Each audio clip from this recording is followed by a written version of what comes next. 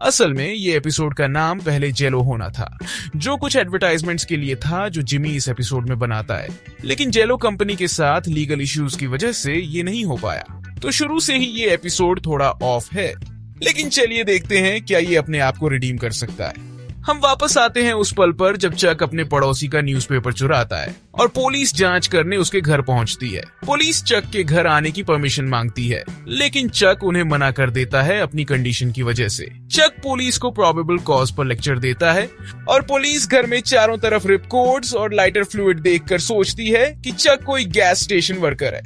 Police घर में जबरदस्ती घुसती है और चकाचौंध करती सनलाइट और जिमी की हरकतों के कारण चक का बुरा हाल हो जाता है।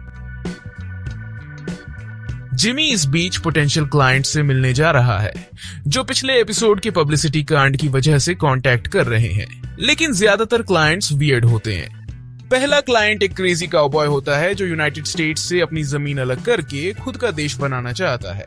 वो जिमी को 1 मिलियन ऑफर करता है, लेकिन जिमी को जल्द ही पता चलता है कि वो अपनी खुद की करेंसी में पेमेंट कर रहा है। तो ये स्ट्राइक 1 हो गया। वैसे उसने जो यीहॉ बोला वो अब तक का सबसे बढ़िया था। दूसरा क्लाइंट थोड़ा नॉर्मल लगता है, लेकिन फिर वो जिमी से मदद मांगता है एक ऐसे टॉयलेट के लिए पेटेंट बनाने में जो बच्चा पॉटी करेगा तो बोलेगा। लेकिन ये आदमी भी नॉर्मल नहीं है। चैंडलर उसे बहुत पसंद करता है। तीसरी क्लाइंट मिसेस स्ट्राउस है, जो अपने एस्टेट की प्लानिंग के लिए जिमी की सर्विसेज यूज करती है। वो हमल फिगरीन्स अपने परिवार में बांटना चाहती है। वो ट्राइयो में सबसे समझदार लगती है और जिमी उसके साथ डील कर लेता है। जिमी किम से अपने दिन के बारे में बात करता है जब वो उसकी नेल्स पेंट कर रही होती है, और किम उसे सजेस्ट करती है कि वो एल्डर लॉ पर फोकस करे, क्योंकि उस औरत ने पहले जिमी को I want to sleep with you कह दिया था। लेकिन एल्डर लॉ पर काम करने का वक्त नहीं है, क्योंकि किम को हार्वर्ड का कॉल आता है जिसमें पता चलता है कि चक हॉस्पिटल में है। न चक के इलेक्ट्रिसिटी फ्रीक आउट्स का एडिटिंग और साउंड डिजाइन बहुत अच्छा है। ये ऐसा लगता है जैसे आपको एक साथ बहुत सारी वोल्ट से अटैक किया जा रहा हो। जिमी कोशिश करता है कि रूम की सब लाइट्स बंद करें ताकि चक के सिम्टम्स फ्लेयर अप ना हो, लेकिन डॉक्टर जिमी और किम को बताती है कि चक की बीमारी सिर्फ उसके दिमाग में है। वो चक के बिस्तर पर इलेक्ट्रिसिटी ऑन करती है बिना उसे बताए, और चक के सिम्टम्स फ्लेयर अप नहीं होते।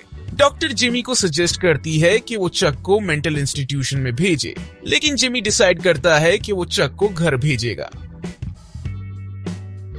जब जिमी चक को घर ले जाता है तो उसे न्यूज़पेपर जमीन पर मिलता है जिसमें जिमी का चेहरा है।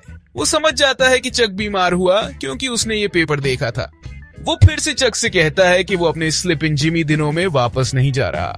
वो चक को बताता है कि अब वो एल्डर लॉ पर फोकस करेगा, और चक के सिम्टम्स सुनते ही कम हो जाते हैं। जिमी एल्डर लॉ पर फोकस करना शुरू करता है। वो टीवी लॉयर्स की क्लोथिंग और स्टाइल को कॉपी करता है और जेलो कप्स के बॉटम पर एड्स लगाता है। सोचो, जेलो खाते हुए ये याद दिलाना कि तुम मरने वाले हो। अगले दिन की एक बेहतरीन ट्रांजिशन होती है।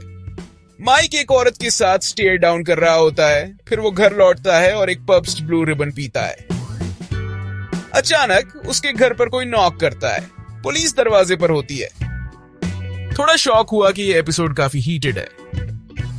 मिलते हैं अगले वीडियो में। Thanks for watching.